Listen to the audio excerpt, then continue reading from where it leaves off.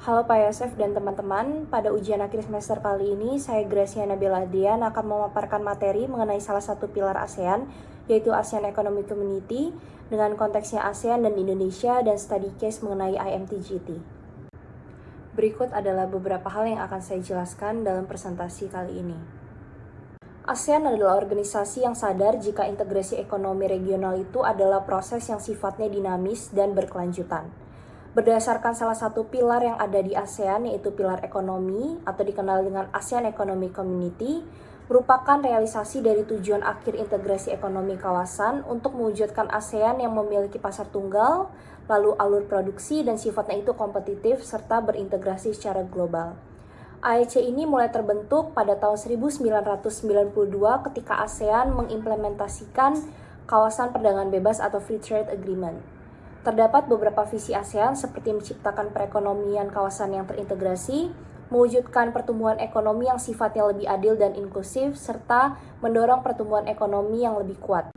Terdapat beberapa unsur kunci dalam AEC itu sendiri. Pertama, trade in goods seperti kebijakan penghapusan tarif untuk memfasilitasi arus perdagangan bebas. Lalu ada trade in service guna memperluas integrasi jasa di Asia Tenggara. Lalu ASEAN Trade in Service Agreement atau ATISA, ini adalah salah satu kerangka kerjasama untuk meningkatkan mekanisme menarik investasi asing atau FDI. Lalu ada investment environment, jadi gunanya itu untuk meningkatkan daya tarik sebagai kawasan. Tujuannya itu untuk investasi global dan juga membentuk rezim investasi. Lalu terdapat financial integration, financial inclusion, and financial stability. Jadi ini memastikan sektor keuangan yang sifatnya itu inklusif dan stabil. Lalu ada facilitating movement of skilled labor and business visitors. Jadi memfasilitasi pergerakan tenaga kerja terampil supaya tenaga kerja regional yang ada di kawasan mereka bisa bekerja di setiap negara anggota ASEAN. Lalu ada enhancing participation in global value chains. Jadi ini salah satu cara untuk meningkatkan partisipasi ASEAN.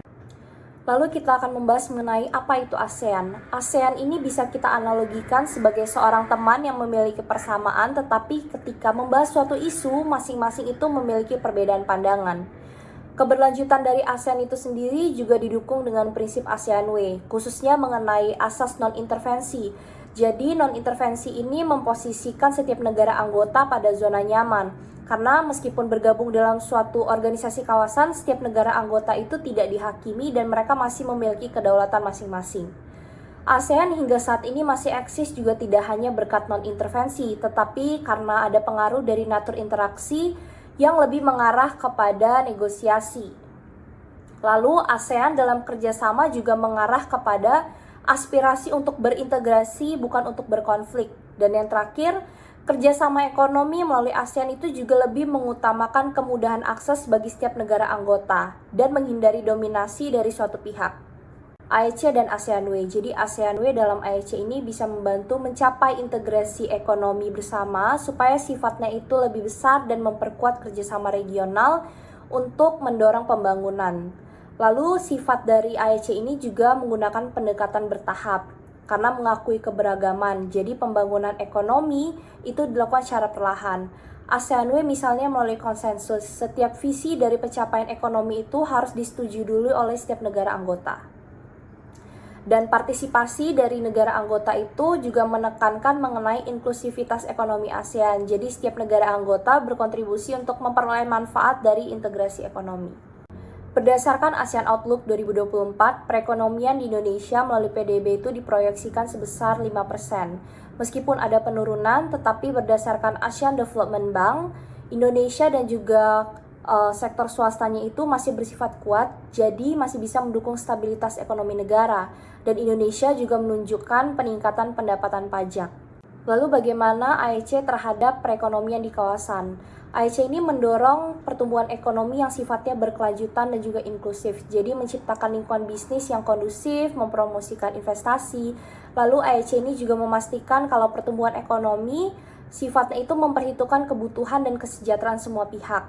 Lalu menciptakan pasar tunggal, produksi yang lebih terintegrasi, misalnya seperti penghapusan hambatan perdagangan, Lalu AEC juga meningkatkan daya saing dan juga kerjasama ekonomi ASEAN.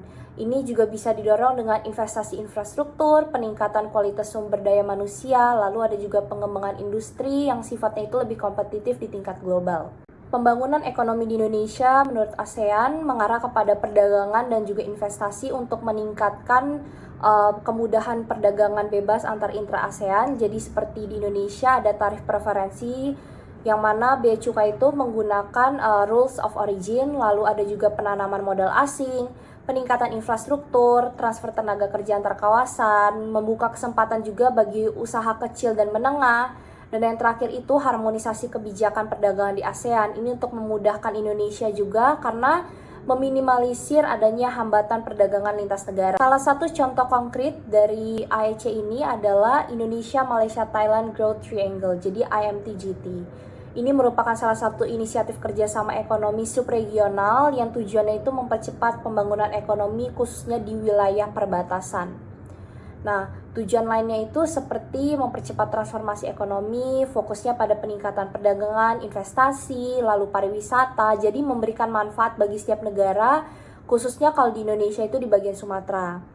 IMTGT ini juga memberikan tekanan terhadap Special Economic Zone, jadi mengembangkan kawasan ekonomi khusus supaya menarik investasi di zona perbatasan dan juga menawarkan insentif bagi dunia usaha. Pada tahun 2023, IMTGT juga pernah diselenggarakan di Batam dan memiliki beberapa poin penting seperti hubungan dengan pariwisata, perdagangan, peningkatan investasi, proyek seperti konektivitas prioritas, lalu Information and Communication Technology. Terdapat beberapa pihak juga yang hadir seperti Asian Development Bank, ASEAN Secretariat, lalu IMTGT Subregional Cooperation, lalu ada juga Joint Business Council, pihak dari universitas, lalu United Nations Economic and Social Commission for Asia and the Pacific. Dan beberapa poin yang dibahas adalah peningkatan GDP, konektivitas antar negara, lalu lapangan kerja, dan integrasi dari industri. IMTGT juga membahas seperti pembangunan infrastruktur, misalnya pembangunan jalan raya di wilayah Sumatera, Malaysia bagian utara, dan juga Thailand Provinsi Selatan, lalu pelabuhan dan bandara, misalnya Pelabuhan Belawan di Medan, lalu membahas juga mengenai zona ekonomi perbatasan khusus untuk mendorong promosi perdagangan, misalnya di Bukit Kayu Hitam, Malaysia, lalu perihal pariwisata, misalnya melalui rute warisan IMTGT, lalu perihal pendidikan, ada kolaborasi antar negara yang tergabung untuk melakukan kemitraan, untuk melakukan penelitian, serta mendorong pertukaran pelajar, dan yang terakhir membentuk Dewan Bisnis Bersama untuk memfasilitasi sektor swasta. Terdapat beberapa implementasi dari MTGT, yang pertama perkembangan Singapura, Johor, dan Riau, yang kedua Jalan Raya Banda Aceh, lalu yang ketiga kerjasama pariwisata antara Penang dan Medan menggunakan cara sistem penerbangan. Lalu MTGT di ASEAN ini juga pada dasarnya lebih fokus kepada infrastruktur. Rancangan mengenai strategi ketahanan pangan dan juga digitalisasi juga dibahas di MTGT. Lalu juga menggunakan tim pengendalian inflasi pusat dan juga daerah. Pada tahun 2024, MTGT ini juga melakukan Pleno Strategic Planning Meeting, yang mana membahas tentang implementasi Joint Business Council, lalu kerjasama lintas batas juga ternyata melalui ASEAN ini berhasil melakukan pertumbuhan ekonomi sebesar 405,7 miliar USD. Indonesia juga sebagai chair IMTGT dan menekankan tentang ASEAN Big, yang tujuannya itu untuk mendukung pasokan logistik kawasan. Lalu perihal mengenai perluasan IMTGT, misalnya seperti kemitraan dengan India melalui program Rubber Cities, dan juga pembahasan mengenai working group yang mendukung integrasi transportasi. Dan yang terakhir itu menekankan inisiatif mengenai sistem transaksi pembayaran lintas batas, misalnya menggunakan QR Code. Beralih kepada bagian kesimpulan, jadi AEC ini adalah pilar ASEAN yang paham kalau sentralitas kawasan itu punya kesempatan ekonomi perdagangan. Visi AEC 2025 itu juga memberikan kesempatan bagi Indonesia untuk meningkatkan industrialisasi dan digitalisasi ekonomi seperti penggunaan QR Code, dan tujuan ASEAN untuk menciptakan kawasan ekonomi yang terintegrasi serta inklusif itu menunjukkan adanya penekanan terhadap keinginan kawasan mewujudkan stabilitas ekonomi. Prinsip ASEAN Way juga tidak hanya mempengaruhi pilar AEC dalam membentuk kebijakan, tapi juga memberikan kesempatan setiap negara anggota untuk memiliki pandangan tersendiri. Dan AMTGT merupakan contoh dari implementasi norma non-intervensi. Jadi setiap negara anggota bebas melakukan interaksi dalam bentuk apapun, termasuk sebagai upaya ketika negara ini untuk meningkatkan ekonomi di wilayah perbatasan.